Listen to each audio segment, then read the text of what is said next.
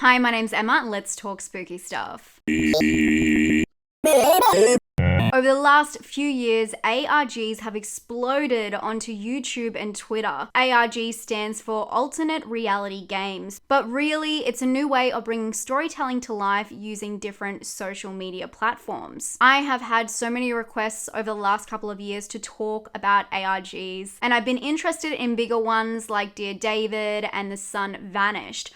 But there seems to be a new story emerging, and it's one that is very in line with my personal taste. I'm talking about paranormal investigators and a strange, currently unraveling mystery about a YouTube channel that disappeared. Today, I'm going to talk about some of my favorite ARGs, starting with one that's unraveling right now. Just 1 month ago, the posts on Jess is Searching Twitter started. Jess is claiming to be off the grid and using a VPN in searching for an amateur ghost hunter group called the Paranormal Paranoids. What a name. The group is made up of 4 friends, Riley, Peter, Laura, and David. Jess claims that they had a YouTube channel around 2005 till 2008, and then it mysteriously disappeared. And that's where it gets pretty detailed. Jess has screenshots of other people asking the same questions. And now other users have started chiming in saying that they too remember the Paranormal Paranoids, even sharing videos that they had saved of their vlogs. Jess created a YouTube that currently houses all of these extra clips, including ones that she has found herself, including right now as I'm filming 4 full episodes of the original Paranormal Paranoids show, which has an opening I think that you'll appreciate. Sometimes the mysteries turn out to be hopes, and other times they're just inside your brain.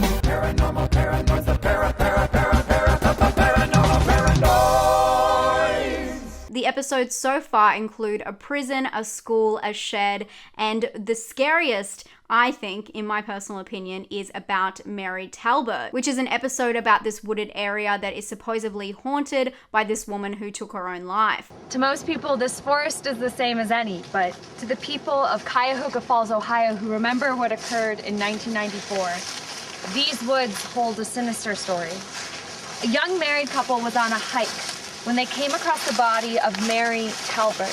The scary thing is, in the background of some of the shots, a mysterious looming figure is seen. I mean, I've been on YouTube for 6 years, and before that, I was an avid watcher, and I've never heard of this channel. So it has to be one of 2 things. It has to be this genius paranormal themed prank found footage show that I never heard of, and I'm so sad that they don't still make videos and somehow it's resurfacing now. Or it has to be something much more sinister. Additionally to this, Jess has seemed to uncover a few behind the scenes clips of Riley. They are of Riley singing, a Q&A, and then there's this odd clip of her talking to another paranormal paranoid, Peter. It starts off with her telling him about night terrors, and then it turns into this heated conversation where he tries to convince her to go to a place called Shelby Oaks. And in here, Riley explains that she thinks dark things are attracted to her. Stuff might be attracted to me, and that's why we're capturing things. So I think I could hurt you guys. It does make me think, what is the angle of this ARG? And that's why it's fun to be in the moment with one, because I feel like I'm always a couple steps behind. The way it's unraveling, it feels like it's a story, but at the same time, now I'm starting to consider maybe this was a channel, and maybe if anything, this is their big comeback. Please let me know if anyone's heard of this channel below in the comment section. Their YouTube is starting to gain traction with lots of comments and other viewers wondering the same thing. So if you want to be involved in the detailed story that I'll definitely be keeping up with, I'm going to leave all the social links for that one down below. Daisy Brown started where all good ARGs have their inception, Twitter. On June 27, 2017, a Twitter account was started by Daisy Brown, a 19-year-old looking for friends. but her bio was the first indication that something was special about this account.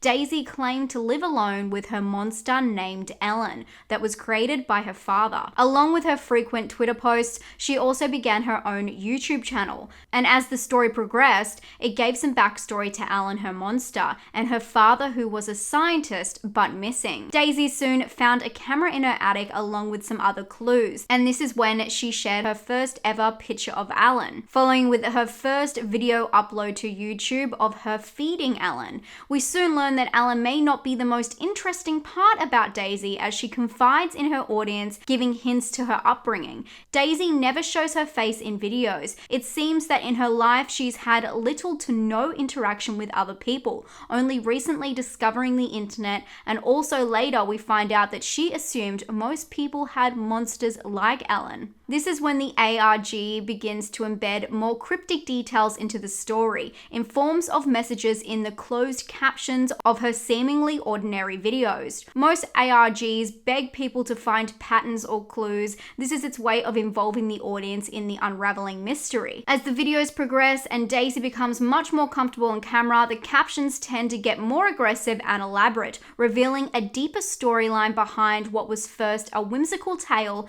about an isolated young woman and her monster puppet. It actually gets quite dark, and at times the captions show Alan's aggressive thoughts, and in other videos the caption reveals dialogue between Daisy and her missing father. It's a hidden story in plain sight. From here, the story only gets darker and takes an almost abusive path. What started as a light-hearted story about a girl and her ghoul turns into a tragedy. You know I'm not into spoilers, so I'm not here to spoil how it ends, but if you are interested, I'll leave the links to the social channels below. I recommend exploring each piece by date. I personally find Daisy Brown to be one of the most creative ARGs because of Alan. It's a visual aspect that really pulled the horror fantasy fans in. The story is grounded in magical realism, having an aspect like Alan who is just accepted, and this fantasy element in everyday life is not questioned. I also liked how accessible the clues were. It's not so much of a brain teaser, more like presenting you with different pieces or perspectives of a story, so you can construct your own theory of what really happened.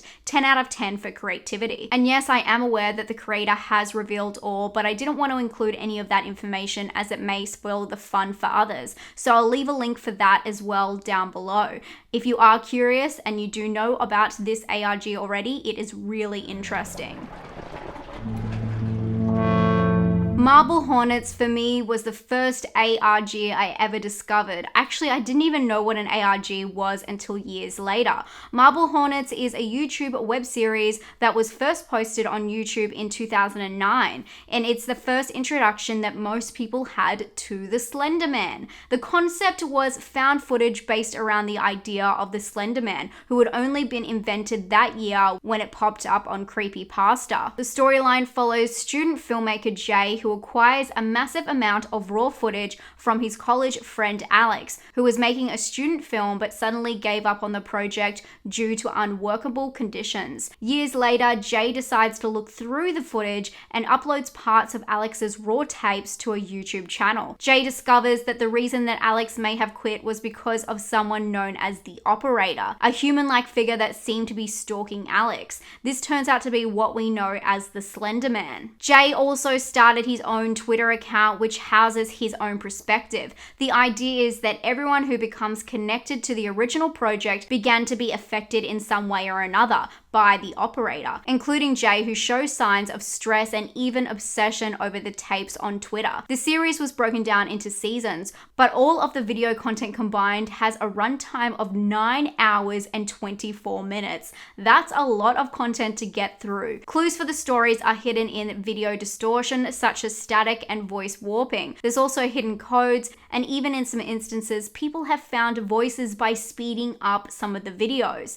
Because the idea is the closer the operator is to you, the more distortion you experience in the videos, the creators use every means necessary to hide these clues within the signal interference. The level of detail and the sheer amount of content in this story is what made it such a massive hit. There was groups of people dedicated to searching and discovering new theories daily. Marble Hornets was so successful that it was adapted into into a film called Always Watching, a Marble Hornets story, but the adaptation wasn't very successful. The film lost what was so special about the ARG, the audience being part of the unraveling.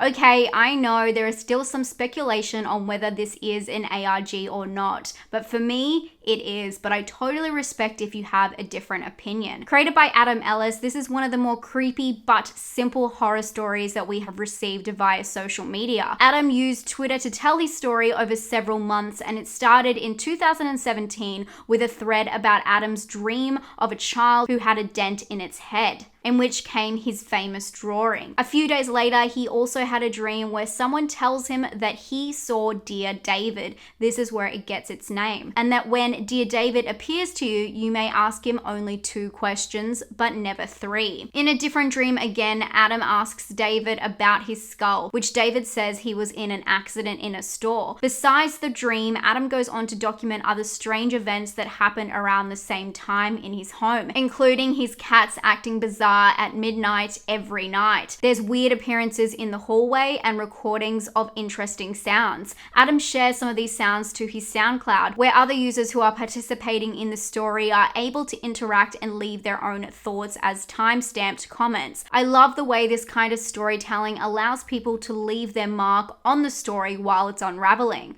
But while Dear David was interactive, Adam also explained a lot of the connections in the story. Although there were a few leads, he was quick to point out reoccurring themes. There weren't as much cryptic clues, but it was told more in a cohesive, easy-flowing story. Several articles were able to tell the story by simply embedding all of his tweets in order. It almost reads like a book, but Adam still managed to utilize social media to heighten the tension of his story with pictures and videos. Adam still claims to this day that the story was not fabricated, and it was just his way of documenting events that he was going through. In 2018, it was announced that Dear David would be getting a horror adaptation. Real or fake, the interesting thing about Dear David was that the Twitter was not created just for the story, unlike other ARGs we've spoken about today. A scroll through Adam's Twitter will show you how active it is even today as a personal account. If you haven't read the tweets yet, I'll leave a link below for you to discover it in your own real time. I hope you enjoyed this video. I know it's a little bit different, but I do get asked this all the time about what my opinion on these kinds of things are, and because I just learned about the Paranormal Paranoids,